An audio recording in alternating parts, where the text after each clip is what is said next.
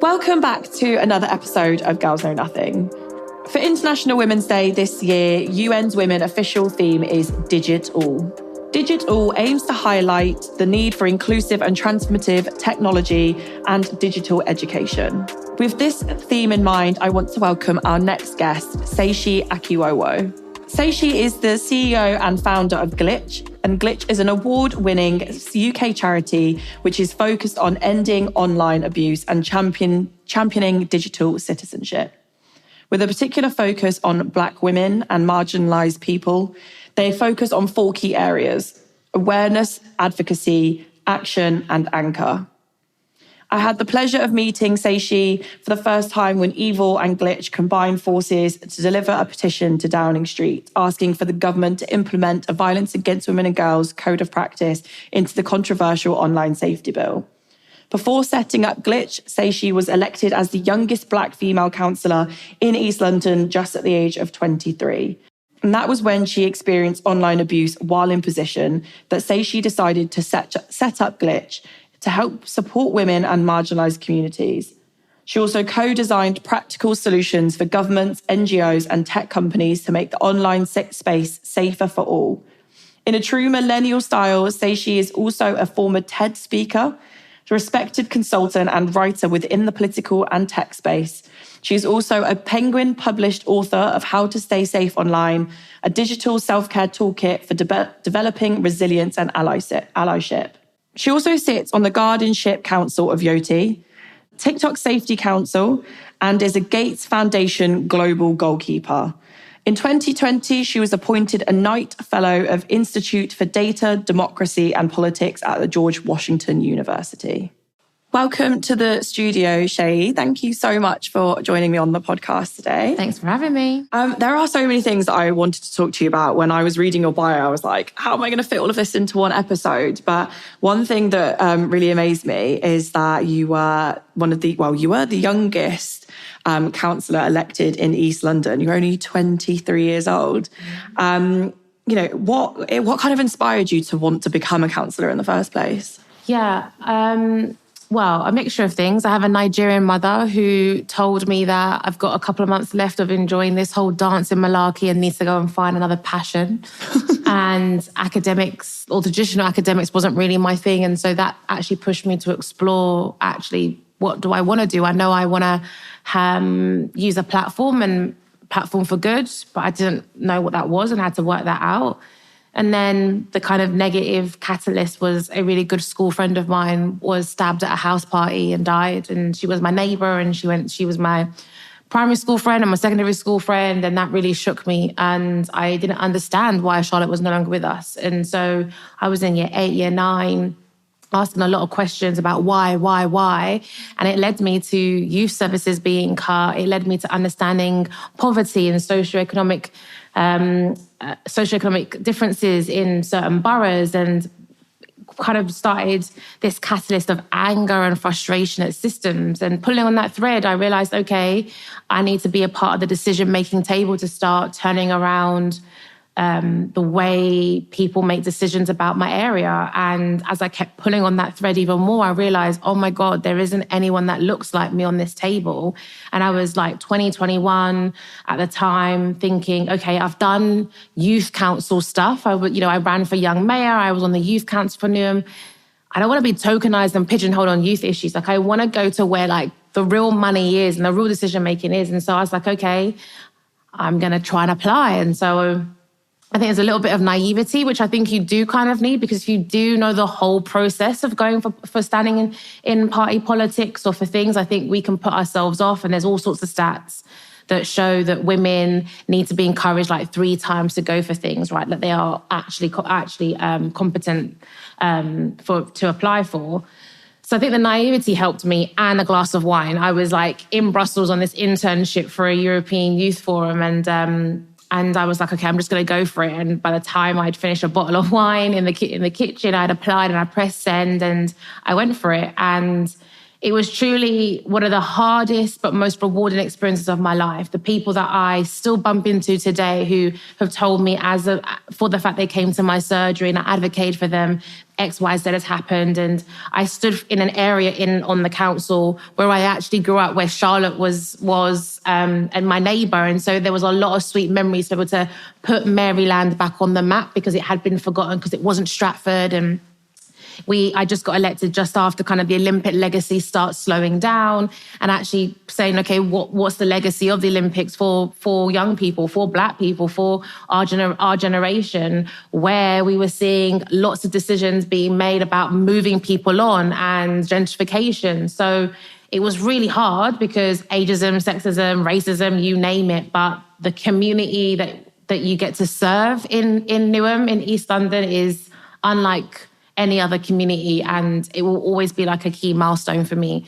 I encourage people to give local politics a go. A lot of people think that politics is just parliament and democracy, and so that's the only part to democracy. And no, like, politics and community starts local. That's actually why I went for it, because I was in Europe doing an internship, campaigning on vote at 16 across EU member states, voting on why do we have a youth minimum wage? Like, why are we not seen as an adult? And I was like, this is all really important, but like, how do I know it's landing on the ground? And there is something about being so connected to your community that is amazing. It has its downsides. People don't have boundaries. But overall, I encourage as many people to think about going for local politics, because the average councillor is age 56, is white, male and stale.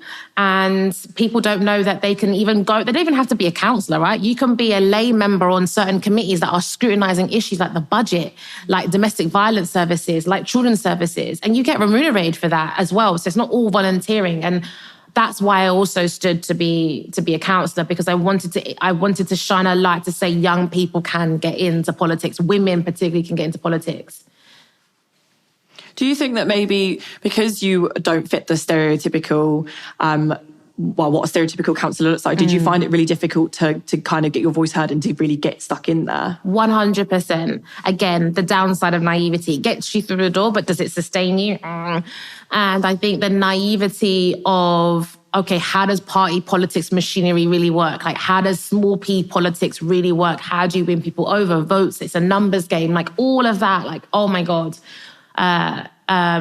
It was really hard, and being dismissed as a kind of like activist young person, or, you know, the kind of like misogynistic language like shrill or shriek, you know, just those little things that can chip at you from people that you think are meant to be on your side. And I do think the left in this country has a gender problem. It hasn't gotten to grips with how it needs to bring women into the fold. If you look at a lot of our left-wing movements, it's still dominated by men, and we don't have enough women in powerful positions, in officer positions of unions and stuff like that. Like, we still need to have a lot more women, a lot more working class women, a lot more Black women. So that was quite hard. But my tip there, and something that I did towards the end of my term, was making sure that I was in sisterhood. So I was leading a lot of young women in the party to join, doing training and events, like teas and coffees at our MP's house. And I think making sure when you go into politics, you don't go as an individual, you go in a squad. And that's why I love AOC and the amazing politicians in America who are like supporting each other as a block and not on your own. Why do you think it's so important that we encourage young people, young women, especially young women from ethnic minority backgrounds, into politics despite the hardships they can face? I get it. Like, if you're a young Black person right now who is battling £300 energy bills, is battling a landlord trying to raise your rent, and you're hearing what now she's saying she needs to go and stand. Now this person's randomly on a podcast telling me I need to stand for politics. Like, with what time? I totally hear it. But if we really want to change the system, we have to be in there. We have to understand how much local council decide things. And there's loads of jokes, I think, you know, when you see TV shows like Parks and Recreation that make you think that local council is just about bins and parking, which, yes, it's a very sensitive issue. But like I said before, they're deciding youth services. They're deciding the provision of how children are looked after children who are in care. Like, the council's the corporate parent for these young people. deciding around planning, which people don't understand how important it is. If the council keeps allowing chicken and chip shops in their schools, then we are going to have a problem with diabetes. We are going to have a problem with obesity. We are going to have a problem, which we do right now, is kids losing their teeth because it's rotting. Like, we have a real dental crisis happening. And the council decide this. The council decide how parks are kept clean, how park equipment are used, to encourage people to use the outdoor. And we saw how important that was during the lockdown. And so I think if we can shine a light on the issues that are important in local council, I think people, especially young women, can see, actually, this is where I can spend my time. And it's not about being on it for everything. Yeah, you might not be interested in parking or whatever. My real driver and issue was domestic violence and young people. And that's what I focused on. And so if you are a busy young person, you've got a lot on and you're thinking, like, how can I do this? It is doable, and you just need to be strategic and focused. What was your biggest highlight of your career, do you think, your time as a counsellor? Oh my God, I have so many, but the one that makes me smile, which seems so small, but it allows me to talk about the importance of local council, is getting a Christmas tree up in Maryland. So Stratford, outside Stratford Station, Westfield, was a massive tree. Everyone knows it. Everyone comes out for it. Maryland, that is down the road, has a massive population, majority Afro-Caribbean community as well. But then there has been gentrification spillover from Stratford. Is often forgotten, and you can see in terms of where the road for Maryland kind of starts, and it's not clean. It's dirty. It smells. Shops are struggling. And so being able to get a Christmas tree was a symbol of, this is a place, this is a community, and we get to know each other. And because of that, businesses were thriving. Because of that, people were connecting. And now the group still stands. Now the group actually has formed a ward. So it has council representation. It's not being shoehorned into Stratford. So people look at a Christmas tree and think, is that it? And to be fair, many other areas of Newham have now got a Christmas tree. And I think I started a trend. People think just a Christmas tree, but no, actually what I kickstarted and helped facilitate was a community again, and thrive and shine a light. And those guys have taken it to a whole nother level, and it's amazing to see. Yeah, I guess there really isn't anything without community, and it's the part of politics that you get to physically touch every single day. Like the moment you leave your front door, it's what you see. And when I was younger, I used to be like, oh, Christmas tree, another Christmas tree, or another set of Christmas lights. But the amount of work that goes behind it, there's obviously a reason people wouldn't put that much time and effort into it. And it's really nice to hear that, you often hear bad and negative news stories about certain areas of London as opposed to the good things. And it's really nice to hear that there are some good things that have come out of your career. What do you think was probably the hardest part of being such a young counsellor? I've got two. It was I just got elected on the Thursday, announced on the Friday, and then I had a surgery on Saturday. So counsellors have community surgeries in their library, in the community centre, where residents of that ward can come and talk to their counsellor for issues around housing, around, anything to do with local council services. So it was my first surgery on my own. I'd shadowed the kind of previous counsellor before just to get a heads up and, I was a bit of a goody-goody. And this woman came to me and she basically was like, help me.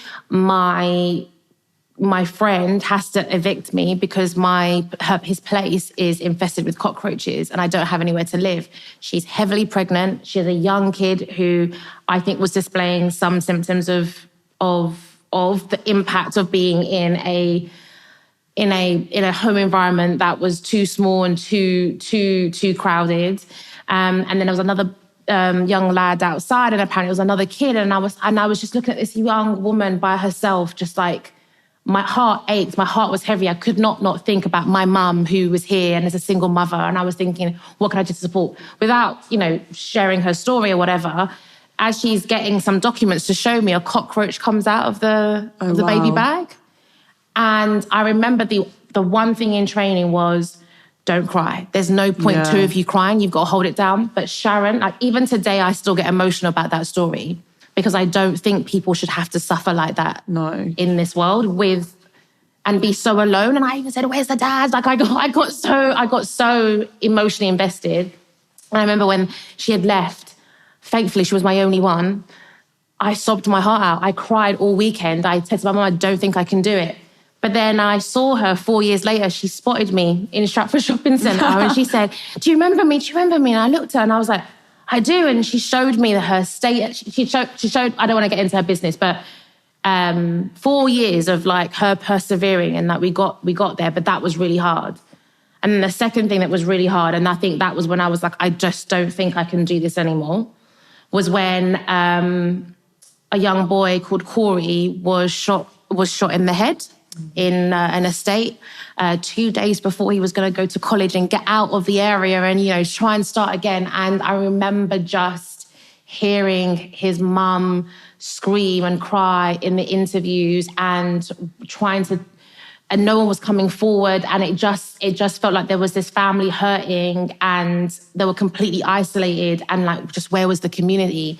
And I also didn't appreciate the kind of gentrified community saying, oh, what's going on here, blah, blah, blah, as well. So there was also that to deal with. Like, Actually, do you know that you're part of their community? You aren't the native here. And so that was really hard to deal with on a different level. And I thought to myself, okay, I've been there since I was 22, I'm 26. There are other ways to make a difference and a change that doesn't take from me so much, and also where I'm having to convince party folks to adopt policy issues and to care about this, because we had a mayor at the time that was happy to just send people out of the borough, convince a party to care about this as a kind of national policy issue.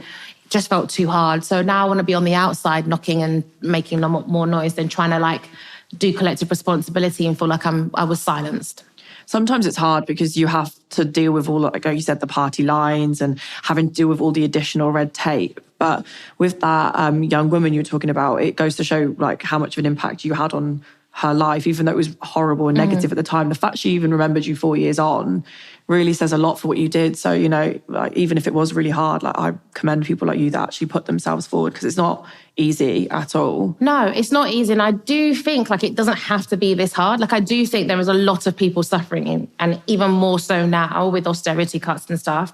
I don't think it needs to be hard if we supported councillors. Like I don't think we support councillors with the lack of boundaries some residents have with councillors and MPs and online. We don't support councillors online, and we know that they receive the most intimidation and abuse because everything is so local. Like, you know, you've got councillors who would go to do the school run and will get hounded on the way to the school run with their kids. It's a lot.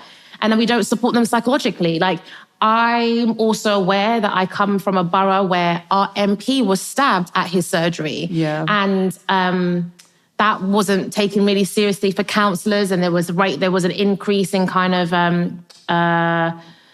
like racial tensions on top of Joe Cox MP being murdered, and that wasn't taken seriously, like our fear. So I do think a lot systemically could be done to support young women.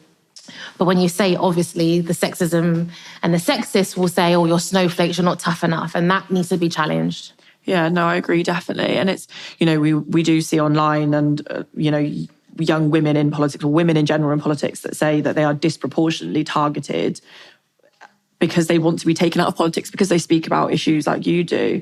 And I guess like that's what I read as the reason why you started Glitch in the first place.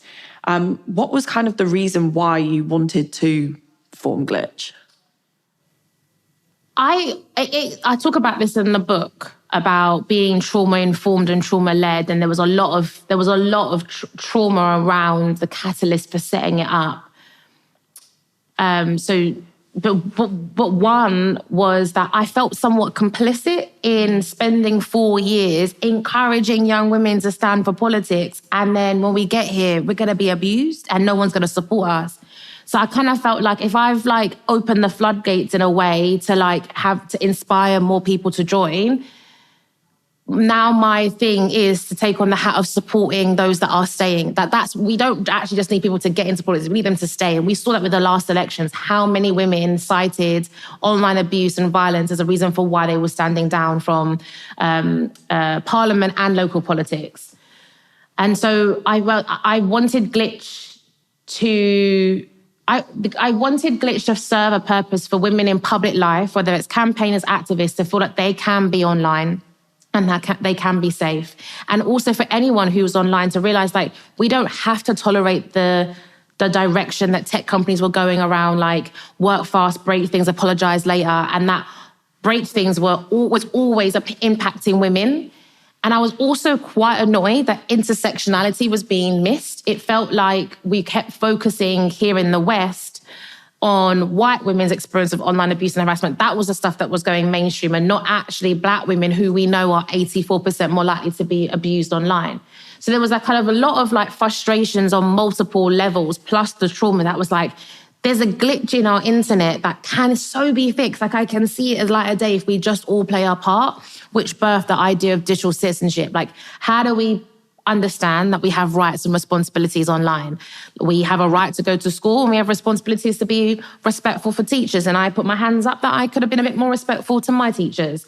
But with all rights comes responsibilities. And we actually haven't had that kind of reset culture conversation around how do we want to navigate with each other online? How do we want to make sure that we are not perpetuating the same inequalities, the same divisions offline, now online? We've made such strides in feminism to not lean into victim blaming language, right? To not blame somebody for being spiked in a club or being harassed on the streets or being assaulted. We've made strides. It can be better, obviously, and I talk about this in the book, but we've made strides. But online, we kept blaming women. What did you say to get that trolling? What did you say to get whatever? Why did you take a photo of yourself and allow yourself to get hacked? Like, we found a way to keep blaming women, and it was all a distraction from women being in democracy, but that is sharing their opinion, writing a blog piece, standing for politics. And that was why I was like, we need to set something up. We need to set this something up that is about system change. I don't want to go down we need to criminalize every offense.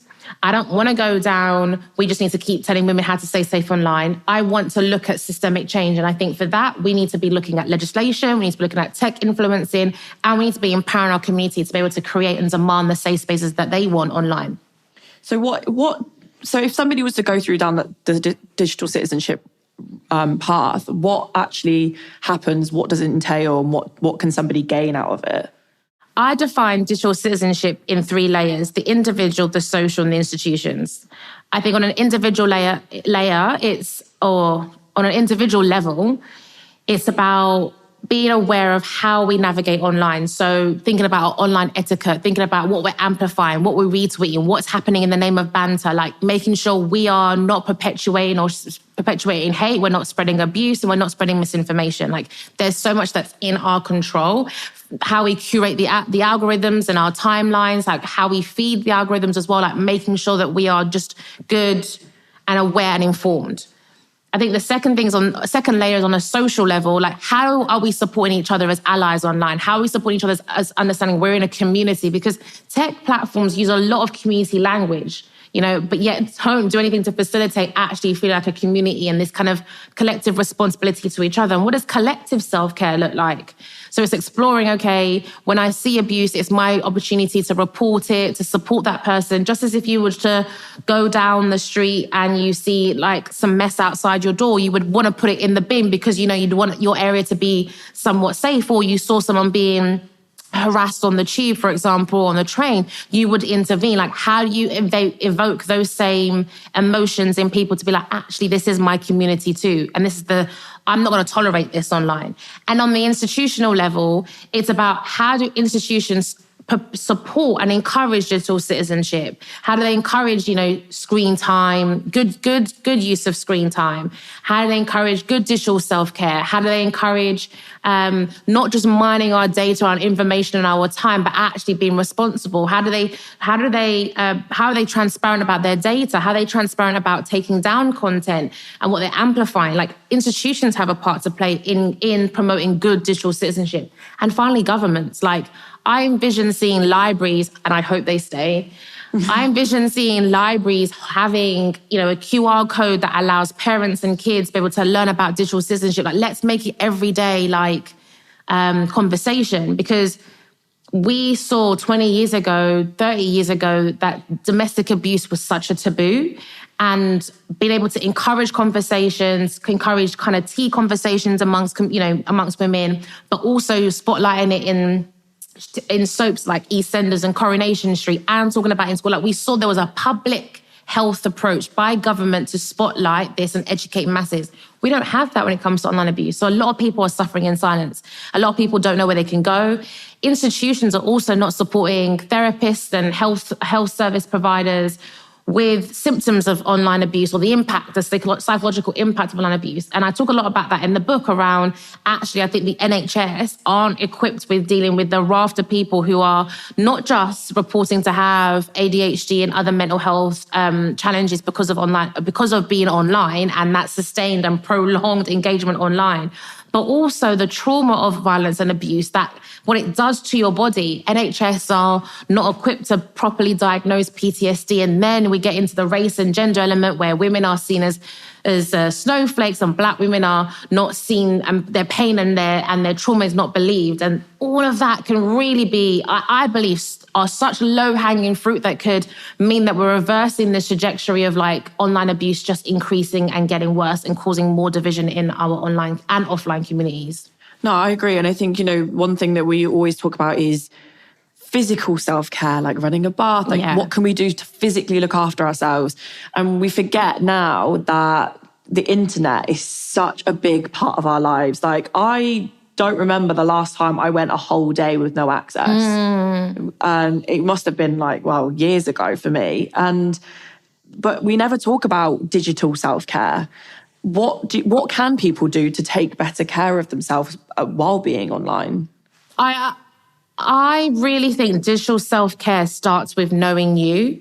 And so when I get asked that, and I go into a lot of detail in the book, particularly chapter 5 on digital self-care, it really starts with who are you? What's your values? How do you want to show up in the world? If someone was to create, probably an AI tool can do that now, to create a persona based on your online presence, would that reflect who you really are and your values? Or has the screen caused you to pretend to be something else?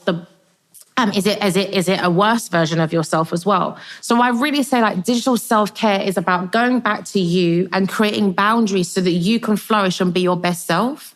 And so that might mean for one person that they do need to have a digital detox once a week to just recalibrate and regulate their nervous system, because it is easy, because it's attention culture, right? To get caught up in that. And as you get caught up, that reactivity space gets shorter and shorter, and then you snap and you react, maybe not in the way you would because you haven't been able to respond and do it from a place of mindfulness.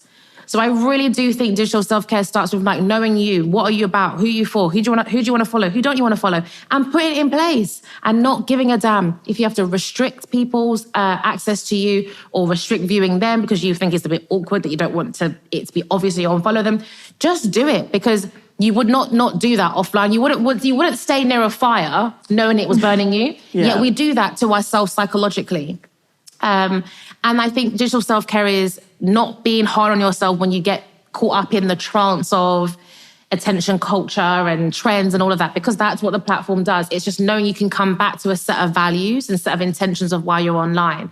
In our workshops at Glitch, the first place I start with is asking people, why are you online? Is it for your business? Is it for your political career? And then I say, do you think that what you're posting reflects that? And a lot of people will realize, oh, crap, actually, I've blurred the personal and the professional. And I'm like, you don't have to. You have choice. You have agency.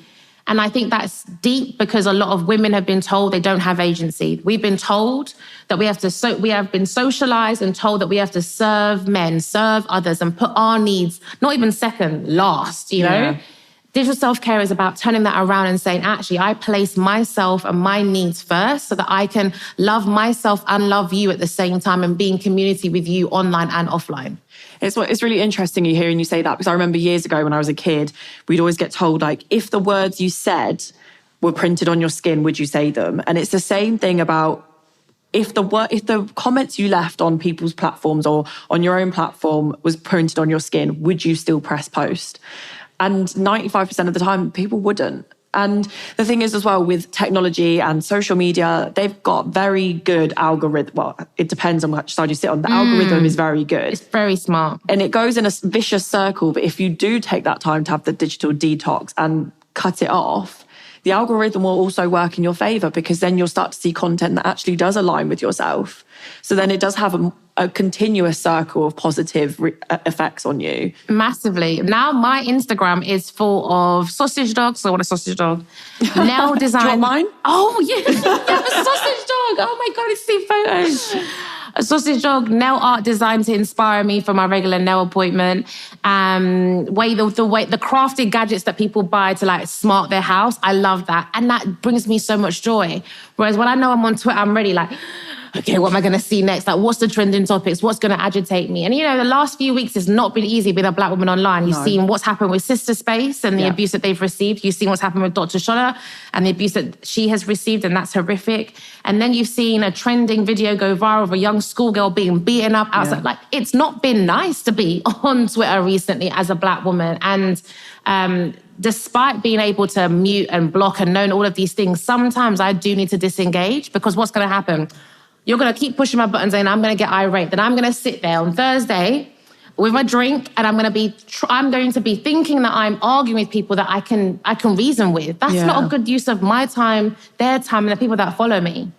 No, I agree, definitely. And I think, like, I've done this to myself as part of my own digital detox, is that I've turned off Twitter for notifications. Great. I've put settings in place that only certain people can DM me, only certain people can tweet me, like all of these things. And I feel so much better for it. Like, I only go on Twitter now when I feel mentally ready to do it. And I know it sounds ridiculous to a lot of people, but it does have a huge impact on like your everyday life. 100%. This is going to sound like I'm a conspiracy theorist, but, if people Google this, it's true. But there is a known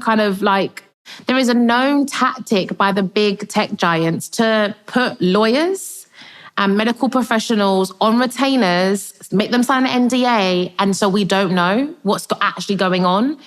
We know from Frances Haugen, who was a whistleblower last year and spoken at many parliaments and congresses around the world.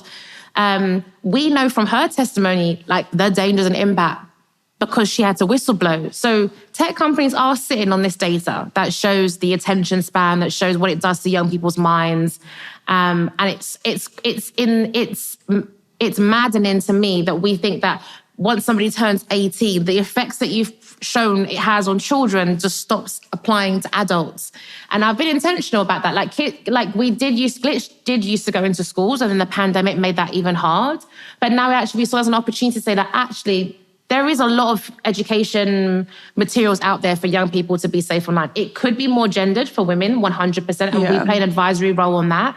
But in terms of our users, I actually felt quite confident post-lockdown to keep focusing on 18-year-olds, to keep focusing on 18-plus-year-olds, because they just get abandoned after they turn 18. They're in university and they're meant to be this adult, and then people taking inappropriate photos of them online. You're hearing loads and loads of like sexual harassment happening online and offline.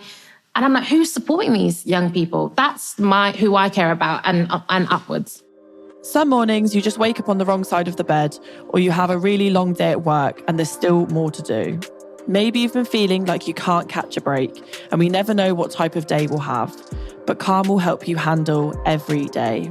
Calm helps you stress less, sleep more, and live a happier, healthier life. Their guided meditations, sleep stories, relaxing music tracks, and daily movement sessions are all designed to give you the tools to improve the way you feel. Over 100 million people around the world use Calm. Even if you've never meditated before, you'll get the support you need to reduce stress, improve your focus, and uplift your mood. The sleep stories help you drift off quickly to recharge your brain, and they're also great for getting kids to calm their minds at night. So rest assured that they're getting the sleep that they need. Go to calm.com/GKN for 40% off unlimited access to Calm's entire library. That's calm.com/GKN. So relax, Calm's got everything you need for a happier, healthier you. I think arguably turning 18 or officially becoming an adult is probably the scariest time in your life. Yeah. Like, and even now thinking about it, like I'm getting closer to 30 and I still think that turning 18 was the scariest time of my life. Like I'm all of a sudden legal to do all these things, but who's there to support me and guide me? And I think that's really important that you said that you focus on 18, because you're more likely to become a parent in your adult years than you are as a child. So, you know, that you pass on your knowledge to a child as well. Like my mum is from Asia, and she had this weird conspiracy theory that if she turned a computer on, it would burn her finger. Oh. So, like, you know, she didn't teach you anything about computers. So, you know, luckily for me, I found these resources and I was very self-sufficient. But, you know, if I wasn't, I could become in a very weird place and my mum wouldn't know what to do. So technically you are kind of helping people get educated for parenthood as well as their own adult life. And I really, really hope so, because we millennials are the last generation that got to benefit from analog. You know, that had a cassette player, that had to go to Woolworths on a Saturday to Blockbuster. Like we're the last ones that have been able to have some understanding of balance, right? Because we were forced to, because like to go online when I was younger, I had to go on dial-up. I had to wait. Oh my God, I remember that. I had to wait. And so we are the ones that now can really stewardship, you know, the Gen Zs and the next generation. And I do think Gen Zs are a lot more savvy than we give them credit for. But the rise of incel movements, the rise post, during Andrew Tate and others, that's what I worry about. They're the perpetrators of Gen Z's generation. I don't think we are quite skilled yet to understand like how organised that stuff is. And I kind of dread to think how organised it is. And I think it's something that I don't even think I'm ready to get into. I have seen that Glitch do have some very amazing collaborations. And when I read it, I was like, oh my God, like, I would love to do this. Or like, so, you know, I saw on your website that you collaborate with BT Sport on their Draw the Line. How did that collaboration kind of come about? Well, we're going back now to 2021 when we predicted through our ripple effect report that online abuse is going to increase because more people are at home and, you know, they're bored. Yeah. And we saw that with the matches because there was nothing left to watch but football games upon football games. And we could see that actually online abuse in sports was increasing. And as players are becoming more diverse, clubs were not being equipped with how to deal with it. So we always had it as like an intention / moonboard. I'm really into manifesting and moonboards. We had it as like, this is a kind of ideal audience we'd love to work with, and also has a massive domino effect. Like if you can influence, you know, big football clubs and umbrella organisations in sports, like it will filter through. So it wasn't just like BT Sport we were working with. We had relationships in cricket, and I was learning so much about the abuse women in cricket were getting. I was like, oh my God, cricket, like obviously, you know, as a feminist, like obviously it's everywhere. It doesn't just stop at cricket, but it's like crap. Like there's not one safe space for women. Yeah. We were talking to people in netball. Obviously, there was the post Me Too as well. A lot of organisations were trying to do things to get more women into sports. So a lot of the young women's groups in sports were getting in touch. And then BT Sport was like, look, we have to do something about this. And like, can you help us? And so we said, yeah, but we have to help shape the campaign. We have to help shape the research and the data. And they were really up for that. They wanted to be evidence and research led. So we'd made sure that it was intersectional, that it was about focusing on race and gender in that, and that we had stats that showed not just how bad online abuse is, because we know that, but actually how many people witnessed it and didn't know what to do, and how do we equip and empower them. So we made it an empowering conversation, and that led to me doing a TV ad on BT Sport. It was funny because I always get my boyfriend's friends be like, look, it's Seyi, and sending a photo. Talking about how to spot, support, report, just keeping it really simple of like, when you want to get involved in addressing online abuse, it doesn't have to be this big like leap step. It can just be like, okay, I've seen this behavior online isn't okay. We need to do something about it. I'm going to report it and I'm going to support the person. Like, let's just get that into our everyday habit, like brushing our teeth. And it's been amazing working with BT Sport. They have such influence in in the tech space as a tech company, as well as the football space. And it's now evolved into this Draw the Line campaign is now evolved into this kind of Hope United, which was uniting all the football clubs. And we've got this campaign now for the House of Lords to amend the online safety bill to include women and girls. So it feels like a really nice narrative. And the one thing I'll say about BT Sport is that they were willing to do the work internally, as well as preach to tech companies what they had to do. So we worked with their policy team and their social media team to make sure that their HR policies and their internal policies were allowing them to support their staff and support their talent and support players and support people who do like the media pundit before saying, okay, Twitter, what are you going to do? And that was also really powerful. I think it's really nice to hear like a big corporation that's actually taking it very seriously, because quite a lot of the time you see big corporations use it as a PR stunt. Yeah. And it will be like this big poster and then it'll be, okay, budget's run out, or like, you know, we're done now, we're moving on to the next thing. So to hear like of an actually a big corporation that is, you know, I'm a BT customer. Like there's so many people that have BT at some point in their life. So to hear that like such a big company does take it so seriously is amazing. And, you know, during the, I think it was 2021 Euros, we saw that Black players were disproportionately targeted for missed penalties or whatever you want to justify it as. There is no justification because, you know, you couldn't run for 90 minutes, let alone perform in that way in front of that many people. And, you know, I'm so grateful that the women's game is becoming more prevalent and more talked about. But I was really concerned, and I don't think it's probably come to many people's forefront in their mind, that if, you know, the male players were receiving this kind of abuse and I arguably have more budget or more protection of some kind, then what's going to happen to, you know, ethnic minority female players? Because we know as well that when you're a woman, it's quite sexually aggressive trolling as well. And there is no escaping that. So how are BT going to go forward and support that? Or how is Glitch going to go forward and support the women's game? So I can't speak for BT, but for us at Glitch, what we are interested, we're aware of the research around how players are getting abused and stuff. And I think that's really important. And we are aware of how that impacts, I'm learning loads about sports.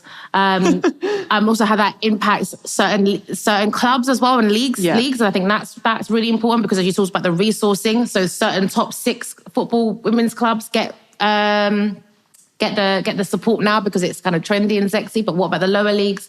So that's all really interesting. And then for us now, we're trying to map how do we empower the players to be able to not just call out the abuse on their platform, but use that as an opportunity to direct their followers and their supporters to services like Glitch and others and the campaign, like so that it doesn't fall on us every time there's a game that we have to, what are we going to do, which is amazing. It's powerful community, it's powerful sisterhood.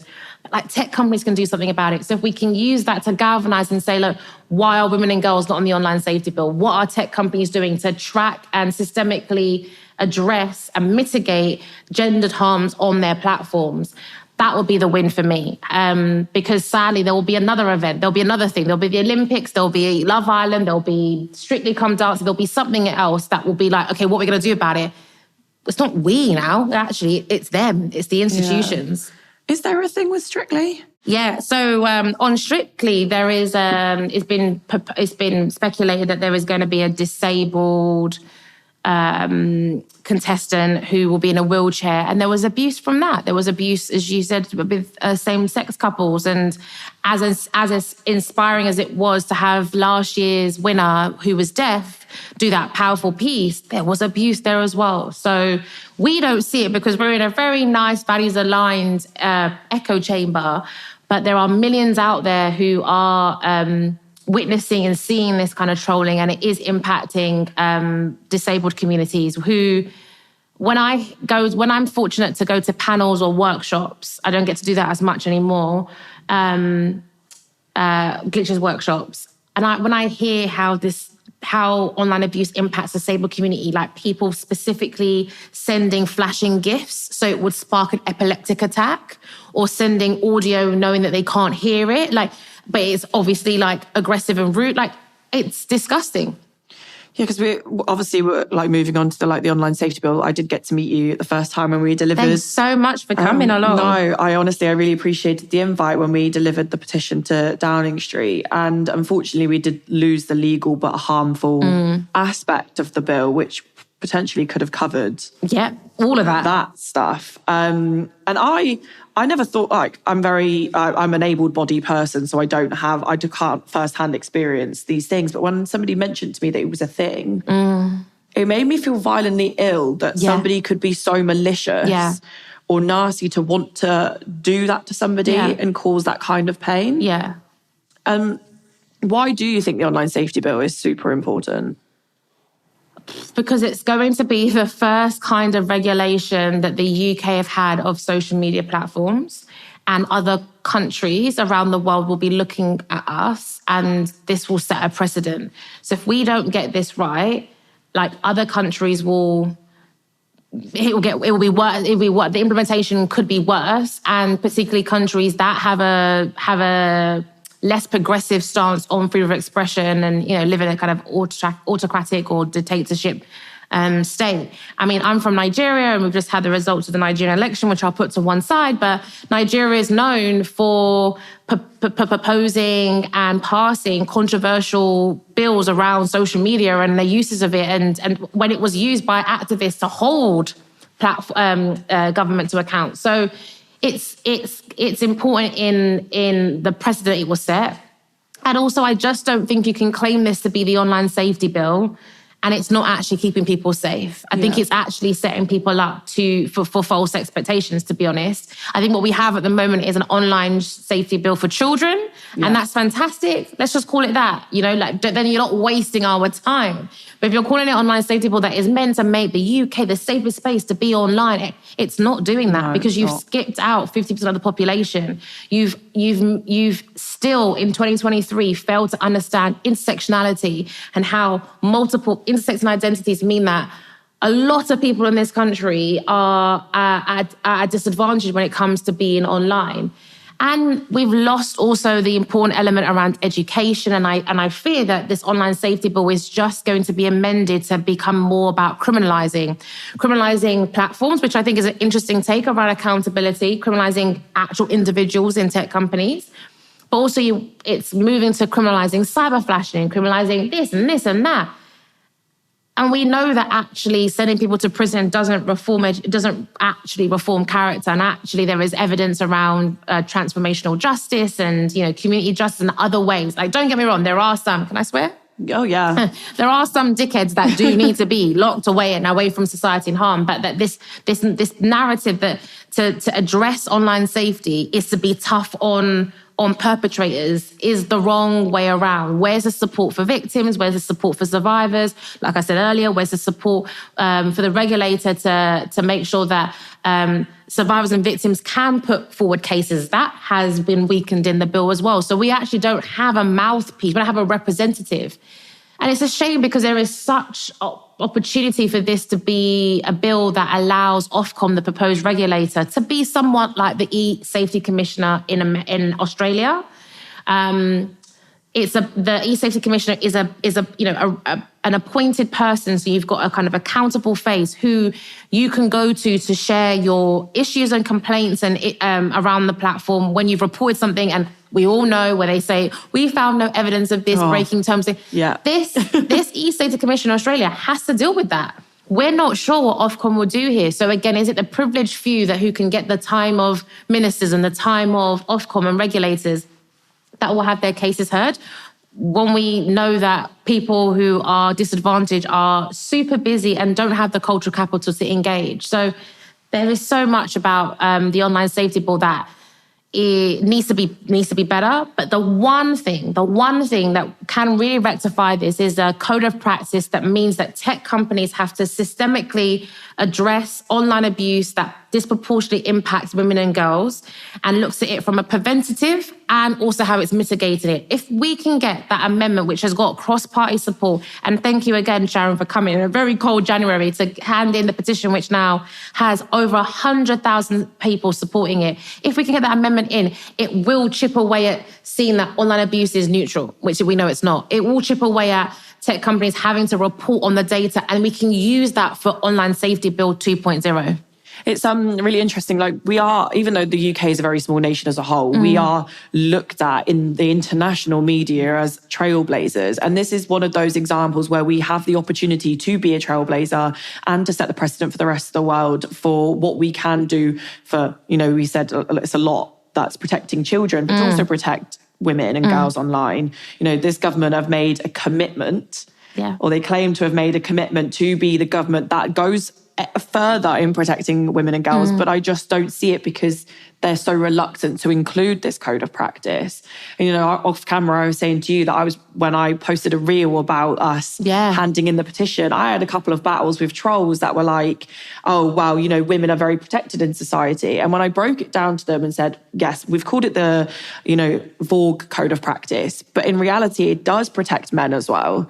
And if you actually took the time that you were using to troll me to read what we were actually asking for, where do you think, tell me where you think what we're asking for is wrong or too much? And they went away and read it and they came back and said, actually, yeah, I understand where you're coming from and I've signed the petition. Fantastic. So I was like, if you took 5 minutes to actually understand what the code of practice is for and what we're asking for, it's not to shut men out or say that they're not worth protecting. It's just that women are disproportionately impacted by cyber flashing, for example. I've said it countless times, I get 3 penis pictures a day. I don't want to see them. I really don't. It's disgusting. But I get sent them. And I think it's because people use it as a way to deter the fact that I'm a very outspoken feminist. But it doesn't matter the reason as to why they're sending it to me. It does cause a high level of distress and it does transpire into real life. If somebody walked past me down the street and showed me their penis, they'd get arrested. That's the one thing that's good about the cyber flashing kind of amendment, which is taking away the intentionality. Yeah. It's where the Communications Act that we have before, before the Online Safety Bill currently fails. You have to prove that the person that was sending you a dick pic was trying to cause you harm. I mean, what else are they trying to do? But also, why are you trying to make me be the one that now has to be, Olivia Pope or Angelina Donis from How to Get Away with Murder and be this lawyer to put a case together of his intention. And so this online safety bill will mean that if you just send it, it's an offence. Even if it was a mistake, an accident, doesn't matter. And I think that kind of reset of culture norms online and dating on social media is important. I'm just not sure about the criminalising bit. And I think a lot of people are misreading the petition or the call and thinking, okay, women want their own special thing, which I don't think that's a bad thing. But actually this time around, this petition actually helps. If you can make the online space safe for women, it means everyone has the chance to be safe online. No, I agree, definitely. And it's like we said earlier, where actually at the moment is safe to be a woman. Yeah. And it's one of those things that I went to the House of Lords briefing and I said, unless we put this code of practice in, there is a point where I no longer feel safe in my own home. So genuinely, where do women feel safe if it's not on the internet and not in their own home? I talk about the impact of online abuse in the book, and I think a lot of people forget that you are on your phone or, web WhatsApp now people use, or, the website versions of social media platforms. You are in your home, and so you can't leave, or you are working from home, so you can't leave. So this idea even that you can just leave is not true. And then it impacts somebody's home. So health and safety and the psychological impact, where are they to go? You've made their home so unsafe. And then we know that people are stalking online. People are taking, it's why I try and encourage a lot of influencers to stop doing the get ready with me, to stop doing the follow me as I go to here, because people will start painting a picture. People will start waking that out and be like, oh, you live in XYZ. So when I post anything outside my house, it goes to my close friends. It doesn't go on my platform. It doesn't go on my platform. If you want to get ready with me, you're going to maybe see my steps on the street, but you're not even going to see the street I'm walking on until I'm at my destination. That's when the get ready with me will start. And yeah, I'm going off on one, but I'll stop there. No, I definitely agree. I think actually one of the biggest pieces of advice that I got when I kind of stepped into this industry is something that I told my friends, because I don't think it was something that ever crossed my mind until I became part of this industry, is that I did a TikTok on it and actually blew up about turning off location settings on Instagram so people couldn't use your Instagram to track you. Good. Because there were a lot of criminal gangs saying that they use it to track high net worth individuals to potentially steal from them. Yeah. And also to not post your your actual location when you're at a restaurant when you're there. And it was like, you know, we were told that as influencers, like, so you don't have press hanging around, or so you don't have like fans that are like crazy about you appearing at these things. But it's also like just general well-being and safety. General well-being and safety. And it's in our workshop tips. It's in the book as well about making sure you post when you've left, or if you are having to post. I know a lot of politicians are posting on the doorstep, making sure you're not on your own. The location ones are interesting. You just reminded me of a story when I was in a school, and I was hearing how a couple of kids in a school posted that they were going on holiday. They were really excited. They posted on TikTok. They were on holiday and they posted everything about not being at home. So then their house got burgled. Yeah, and and now home insurance companies are finding a way to say, actually, if you've let it be known that your house is, you know, vulnerable, we're not going to pay out. So this has a knock-on effect. When we go back to digital citizenship, it's that what the individual can do. It really can save not just your life, but the lives and the well-being of your friends and family. Yeah, we've seen stories in the past of high net worth individuals having their homes broken into because they're trackable, but their families are still in their homes. And that causes long-term like psychological impact on them rather than just your belongings. Yeah. So it is really, really important to be aware of what you're posting on social media, not just for the safety of yourself, but for the safety of other people around you as well. But we have spoken and touched a lot on your book, and I do want to talk about it. What inspired you to write the book in the first place?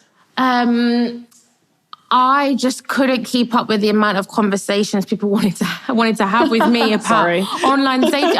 I couldn't keep up. So I was like, okay, let me create this workshop. And people still wanted to be able to like troubleshoot certain things and arcs. And a lot of the conversations I was having was convincing women that they were all right to do digital self-care. Like I was spending a lot of time convincing people that, you know, this is not okay. And so when Penguin came and said, would you be interested in writing a book? I was like, yes, because I can now be having a conversation with somebody through the book as if we're going for coffee and you're asking, okay, what can I do? And the fact that the publishing industry are seeing that this is an issue that is affecting a lot of people, and where mainstreaming the conversation was also really important. I get told a lot that, you know, online safety is quite a niche subject. I was like, is it really? And we're seeing year on year, it is not a niche subject. No. It's growing and growing. And that was important to me too, that we shine a light on women who have felt like they had to suffer in silence. And the biggest thing that I have loved from people reading the book and giving reviews is that, oh, I did not realize what I went through was abuse. I just like suffered through it all, and helping people realize that what they had faced was not okay and they were silenced. And now that's galvanized them to want to go back and to reclaim their space is like chef's kiss, the dream of why I wrote that book. It's interesting, like when you say people, you have to convince people or like educate people on knowing that what they are receiving is abuse. Yeah. Like the amount of times I've gone into a school and I've spoken to young female teenagers about image abuse, and they don't see it as image abuse because it happens so often. Yeah. And it's so normalised, isn't it? Yeah. And it's interesting you say that people said online safety is a niche. Like, please show me who is not online. Like, if you walked into a building, every single person is online at some point. Anything that relates to women or girls is told as a niche. And we just know that's not... 50% of the population is not niche. It is not niche at all. Oh, if that's a niche, then I really don't want to know what you think is not a niche. No, that's... it's one thing that's really, like, surprised me. But why do you think that certain demographics are disproportionately targeted online? Because violence against women or gender-based violence, patriarchy, racism, white supremacy, whatever oppressive system you want to call it, doesn't exist in a vacuum. So what happens offline is going to translate online and in technology. That's why we have things like racism and sexism in the workplace. You know, we had the Me Too movement because racism and sexism doesn't just exist in a vacuum. It will spread through Hollywood. It will spread through, you know, government institutions, civil service. We have a whole bullying case being discussed right now by a senior member of government. Like, it doesn't just exist in a vacuum. It's part of a continuum. So the online reflects the offline. And it's why I really spent a lot of time at the beginning of the book saying we have to challenge our language. We have to stop saying the online world is the fake world or the virtual reality world. I mean, there is virtual reality, but like the real world and the online world. Like, no, the online world is very real. It has very much real consequences and feelings and experiences. And I think that we have to realize that the technology is being used and weaponized to keep upholding these oppressive structures. No, and that's a point that I keep making, that it does transpire into the real world, because, you might have an egg as your Twitter picture or a robot as your Reddit picture, but in reality, that is still somebody's family, like relative, partner, colleague. And, they might not display those opinions out loud to you, but subconsciously they still have them. And, even when I talk about gender pay gap and the amount of people that tell me it's not real because I would just hire more women, I was like, there's so many unconscious bias things you are yet to learn. That's because you are 14. But there are so many things you are yet to learn. And when I pointed that out to certain members of certain parliamentarians, they were actually really taken back by the fact they were like, yeah, actually, it could be the person that sits next to you on the train that might hate my skin colour or the fact I'm part of the LGBTQ community, and because I'm so open about it, hate me and might want to cause harm to me, but they'll do it online as opposed to in real face, but they still hold those biased opinions of you. Yeah, that's why I think it's a shame that the digital citizenship aspects of the online safety bill and the whole education piece has gone, because also as part of digital citizenship is educating yourself offline. So it's about decolonizing your education, your experience. It's about, I call myself a recovering dickhead, it's about learning and unlearning and understanding what prejudices you may be holding about certain communities.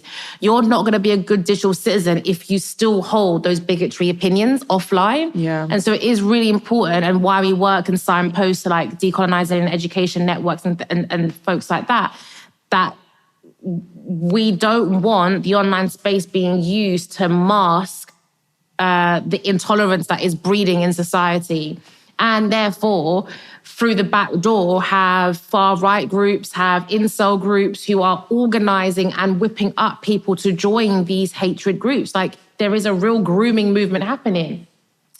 And then you end up not sure if... I talk about it in the book. I interview somebody who found out the person who was sending them the most disgusting anti-Semitic trolling was in the law chamber with them, was a fellow lawyer. Oh, God. And that's a story that will help people open people's minds to be like, oh, okay, a troll could be one of us. I think we'll get some stats soon around saying 1 in 6 people are a troll, 1 in 6 people have a fake account. And I know that because some of the research that we didn't release with BT Sport was giving some indications of people having multiple fake accounts. And not your Finsters, not your kind of DOS accounts so that you can have a personal thing with your friends. Someone has blocked you. But using it for malicious reasons. It also challenges, what do we say to ourselves? What's our unconscious bias when we think of a troll? Yeah. We don't think of a troll. When we think of a troll, we don't think of somebody who is in one of the most well-renowned known law firms in the world being a troll. Yeah. We think probably working class, greasy, overweight man. Actually, no. And I've written about this. It's in the book. There are a lot of women, a lot of influencers who are trolls, who are using their platforms to instigate hurting other people. We know of that forum, Tassel or whatever. We have to change our stereotyping of trolls if we are going to want to address this issue. And that's not just looking at the far right. It's also looking at our near enemies as well on the left in social justice movements. It's why, taking this back again, to what the individual can do when it comes to digital citizenship, is making sure that we are not perpetuating harm. We are thinking about online etiquette. We are thinking about amplifying good voices, and we're doing the learning and the work to be anti-racist and allies in a multi-directional way online, so that we are reclaiming that space. We are setting a tone and a leadership to say, this is how our community needs to be in 2023. We've not survived the pandemic to now be trolling each other in 2023. What is that? Yeah, I guess you pretty much answered my next question, because I was going to ask you, how can you be a better ally? So you've pretty much answered that, to be honest. Yeah, I think it's really thinking about doing the work to like, okay, what is my responsibility here? Like, if I've got, I talked to Jamila Jamil in the book, but also I know MPs who've said, look, I support everything you're doing, but I don't want to retweet you because I don't want the trolls that come from me to come for you. When I support Diane Abbott and she retweets me and she thanks me, the thread that I'm a part of for days that is disgusting and violent is ridiculous. Or Iman in the US, when I'm embroiled in something with her, like it's disgusting. And we all need to keep our eyes open to this because people are suffering in silence. We also need to not amplify it. I think there's ways we need to learn skillfully that trolls do want us to amplify their behavior and get the limelight. But there is so much that we can do, and it is real low-hanging fruits. It isn't having to put yourself on the firing line, which I think a lot of people think, oh, if I say something, am I going to get cancelled? Am I going to get trolled? Like, it doesn't have to be in that way. No, that's really important to like highlight, that you don't have to it doesn't have to be a ginormous gesture. It can be something so small and it would make such a massive difference to a lot of people. My final question to you, I always ask people, I guess, similar questions, but I wanted to ask you what would you say to people that doubt your life experiences based off the fact that you're a Black woman? Oh,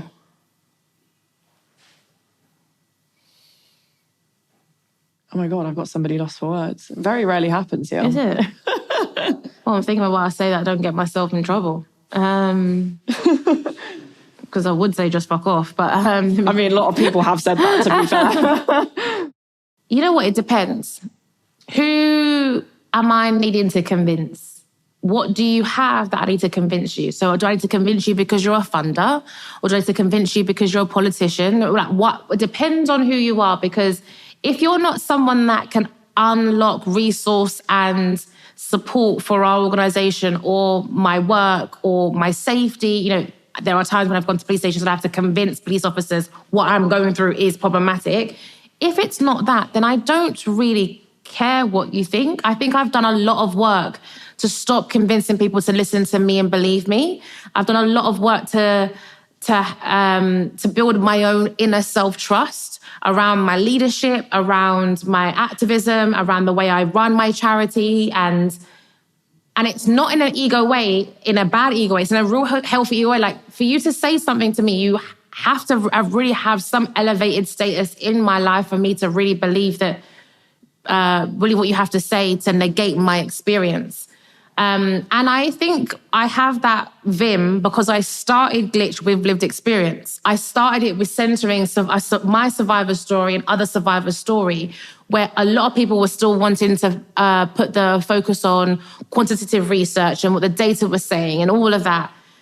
So unless you are my mum or you're going to unlock millions of pounds for my charity, I'm not going to spend my time convincing you about my lived experience. It's interesting that you made a point about ego, and you're like, it's not an ego thing. And I think we kind of say that in as a woman in lots of different situations. It's not an ego thing. Like, I'm just trying to do well in my career. Whereas with men, they would never be like, oh, it's not an ego thing. They would just be like, I am who I am.